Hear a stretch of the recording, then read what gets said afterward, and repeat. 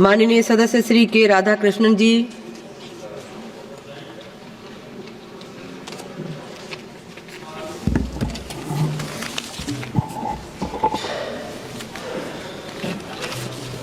Thank you, Madam Chair.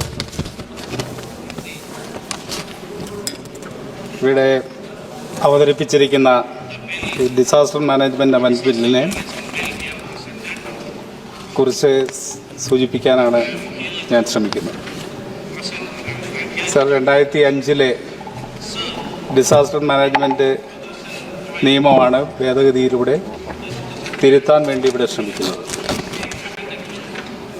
Disaster management amendment bill അവതരിപ്പിക്കുന്ന സന്ദർഭത്തിലും അത് ചർച്ച ചെയ്യുന്ന സന്ദർഭത്തിലും നാം പ്രധാനമായിട്ടും മനസ്സിലാക്കേണ്ട കാര്യം, മനസ്സിലാക്കിക്കൊണ്ട് തന്നെയാണോ ഈ ബിൽ കൊണ്ടുവന്നിരിക്കുന്നത് എന്നുള്ള ഒരു സംശയമാണ് ആദ്യമായിട്ട് എനിക്ക് പ്രകടിപ്പിക്കാനുള്ളത്. നമുക്കറിയാം, ലോകത്തിലും നമ്മുടെ രാജ്യത്തും വലിയ രീതിയിലുള്ള പ്രകൃതി ദുരന്തങ്ങളാണ് ഉണ്ടായിക്കൊണ്ടിരിക്കുന്നത്. വ്യത്യസ്ത രീതിയിലുള്ള പ്രകൃതി ദുരന്തങ്ങൾ വർദ്ധിച്ചു വരികയാണ്. ഇപ്പോൾ ലോകത്തും നമ്മുടെ രാജ്യത്തും ഉണ്ടാകുന്ന വർദ്ധിച്ച പ്രകൃതി ദുരന്തങ്ങളെ നേരിടാൻ പ്രാപ്തമാകുന്ന രീതിയിൽ ഒരു കോംപ്രിഹെൻസീവ് ആയിട്ടുള്ള ഡിസാസ്റ്റർ മാനേജ്മെൻറ്റ് ബില്ലാണ് നാം കൊണ്ടുവരികയും ചർച്ച ചെയ്യുകയും പാസ്സാക്കുകയും ചെയ്യേണ്ടത് എന്നാണ് തോന്നുന്നത്. അത്തരത്തിൽ ഈ ബില്ലിൽ ഒരു കാഴ്ചപ്പാടുണ്ട് എന്ന് പറയാൻ വേണ്ടി കഴിയും. ലോകത്താകെ ഉണ്ടായിക്കൊണ്ടിരിക്കുന്ന ദുരന്തങ്ങൾ അത് മനുഷ്യരാശിക്ക് വലിയ രീതിയിലുള്ള വിപത്താണ് ഉണ്ടാക്കിക്കൊണ്ടിരിക്കുന്നത്. അത് വെള്ളപ്പൊക്കത്തിൻ്റെ രൂപത്തിൽ, അതുപോലെ മണ്ണിടിച്ചിലിൻ്റെ രൂപത്തിൽ, കൊടുങ്കാറ്റിൻ്റെ രൂപത്തിൽ, അതുപോലെ വരൾച്ചയുടെ രൂപത്തിൽ എല്ലാം നമ്മുടെ സമൂഹത്തെ ബാധിച്ചുകൊണ്ടിരിക്കുകയാണ്. അപ്പം അതിന് പരിഹാരമുണ്ടാക്കാൻ വേണ്ടിയുള്ള ചർച്ചകൾ ലോകത്ത് നടക്കുന്നുണ്ട്, നമ്മുടെ രാജ്യത്ത് നടക്കുന്നുണ്ട് എന്നുള്ളതും ഒരു ശരിയായ കാര്യമാണ്. ഈ പ്രത്യേക സാഹചര്യത്തിൽ നാം ചർച്ച ചെയ്യേണ്ട പ്രധാനപ്പെട്ട ഒരു കാര്യം തന്നെയാണ് ഡിസാസ്റ്റർ മാനേജ്മെൻറ്റ് എന്നുള്ളത് സംശയമില്ലാത്ത കാര്യമാണ്. അപ്പം അതിന് ഉതകുന്ന രീതിയിലാണോ ഈ ബില്ല് ഇവിടെ കൊണ്ടുവരാൻ വേണ്ടി ഗവൺമെൻറ് ശ്രമിച്ചത് എന്നുള്ള ഒരു സംശയമാണ് രേഖപ്പെടുത്താനുള്ളത്. സാർ, ഈ ബിൽ ഉദ്ദേശിക്കുന്ന കാര്യങ്ങൾ ഇവിടെ സൂചിപ്പിക്കുകയുണ്ടായി. 2005 ഡിസാസ്റ്റർ മാനേജ്മെൻറ്റ് ബില്ല് കൊണ്ടുവന്ന് അത് പാസ്സാക്കുകയുണ്ടായി. അതിനുശേഷമാണ് 2024 ആ ബില്ല് ഭേദഗതി വരുത്താൻ വേണ്ടിയുള്ള തീരുമാനം ചർച്ച ചെയ്യുന്നത്. അപ്പോൾ ആ ചർച്ച ചെയ്യുന്ന സന്ദർഭത്തിൽ ഞാൻ നേരത്തെ പറഞ്ഞ പോലെ വിപുലമായിട്ടുള്ള ചർച്ചകൾ ആവശ്യമാണ്. അതിലേറ്റവും പ്രധാനപ്പെട്ടതാണ് ഓരോ സംസ്ഥാനങ്ങളെയും ഈ കാര്യത്തിൽ വിശ്വാസത്തിലെടുക്കാൻ വേണ്ടി കഴിയേണ്ടതുണ്ട്.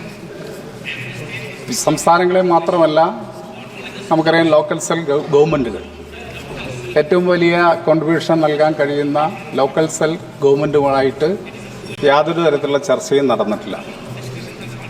അല്ലെങ്കിൽ ഡിസാസ്റ്റർ മാനേജ്മെൻറ്റ് എന്ന് പറയുന്നത് ഡീസെൻട്രലൈസ് ചെയ്തുകൊണ്ടായിരിക്കണം നടപ്പിലാക്കേണ്ടത്. അതിന് പകരമായി സെൻട്രലൈസ് ചെയ്യാൻ വേണ്ടിയുള്ള തീരുമാനമാണ് ഈ ബില്ലിലൂടെ എടുക്കാൻ വേണ്ടി ഗവൺമെൻറ് ആഗ്രഹിക്കുന്നത്. അപ്പോൾ ഡീസെൻട്രലൈസ് ചെയ്യേണ്ട കാര്യങ്ങൾ സെൻട്രലൈസ് ചെയ്യുമ്പോൾ ഉണ്ടാകുന്ന പ്രയാസങ്ങൾ എന്താണ് എന്നുള്ളത് നമുക്ക് മനസ്സിലാക്കാൻ കഴിയില്ല. അപ്പോൾ ഈ ബില്ല് ചർച്ച ചെയ്യുമ്പോൾ ഗ്രാസ് റൂട്ട് ലെവലിൽ ജനങ്ങളെ ആകെ ബോധ്യപ്പെടുത്താൻ കഴിയുന്ന രീതിയിലേക്ക് ഇതിനെ കൊണ്ടുവരാൻ നമുക്ക് കഴിയേണ്ടതുണ്ട്. അപ്പം അത്തരത്തിലുള്ള ഒരു സമീപനവും ഗവൺമെൻറ് ഭാഗത്തും ഉണ്ടായിട്ടില്ല എന്നുള്ളതാണ് ഈ ഭേദഗതി ബില്ലിൻ്റെ ഏറ്റവും വലിയ അപര്യാപ്തത എന്നാണ് എനിക്ക് മനസ്സിലായത്. ഈ ബില്ല് ഇവിടെ ചർച്ച ചെയ്യുന്ന സന്ദർഭത്തിൽ നമ്മുടെ രാജ്യത്ത് പല സ്ഥലങ്ങളിലും പല രീതിയിലുള്ള ഡിസാസ്റ്ററുകൾ സംഭവിച്ചുകൊണ്ടിരിക്കുകയാണ്. അതിലേറ്റവും പ്രധാനപ്പെട്ട അടുത്ത കാലത്തുണ്ടായ ഒരു ദുരന്തമായിരുന്നു കേരളത്തിലുണ്ടായ മണ്ണിടിച്ചിലും അതുപോലെ തന്നെ വെള്ളപ്പൊക്കവും. നമുക്കറിയാം, 2024 ജൂലൈ 30 വയനാടിൽ ഏറ്റവും വലിയ ദുരന്തമുണ്ടായത്. ആ ദുരന്തം എന്ന് പറയുന്നത് നമ്മളിവിടെ ചർച്ച ചെയ്ത കാര്യമാണ്. ആ ജൂലൈ 30 ശേഷം ഈ പാർലമെൻറ്റിൽ തന്നെ, ഈ സഭയ്ക്കകത്ത് തന്നെ പ്രധാനമന്ത്രി ഉൾപ്പെടെയുള്ള ബഹുമാനരായിട്ടുള്ള ആളുകളെല്ലാം ചർച്ച ചെയ്ത കാര്യമാണ്. ആ ദുരന്തമുണ്ടായ പ്രദേശം വലിയ രീതിയിലുള്ള കഷ്ടപ്പാടും ദുരിതവുമാണ് സഹിച്ചത്. വയനാട് ദുരന്തത്തിൽ ഏകദേശം 420 ജീവനാണ് ബലിയർപ്പിക്കപ്പെട്ടത്. 118 പേരുടെ ഭൗതിക ശരീരം ഇതുവരെയും കണ്ടെത്താൻ വേണ്ടി പോലും കഴിഞ്ഞിട്ടില്ല. 397 പേരാണ് വിവിധ രീതിയിൽ ഇഞ്ചുറി ബാധിച്ച് അവശരായി കിടക്കുന്നത്. അതുപോലെ തന്നെ ഏകദേശം അവിടെയുള്ള സ്കൂളുകൾ, അതുപോലെ വിദ്യാഭ്യാസ സ്ഥാപനങ്ങൾ, ആശുപത്രികൾ, പഞ്ചായത്ത് ഓഫീസുകൾ, വിവിധ സർക്കാർ ഓഫീസുകൾ എല്ലാം തകർന്നു പോകുന്ന സ്ഥിതിയുണ്ടായി. 1555 വീടുകളാണ് അവിടെ നഷ്ടപ്പെട്ടത്.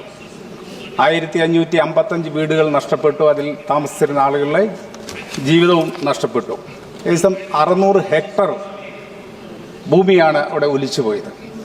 ആ 603 ഹെക്ടർ ഭൂമിയിൽ 310 ഹെക്ടർ ഭൂമി ഫലഭൂയിഷ്ഠമായിട്ടുള്ള കൃഷിയോഗ്യമായിട്ടുള്ള സ്ഥലമായി.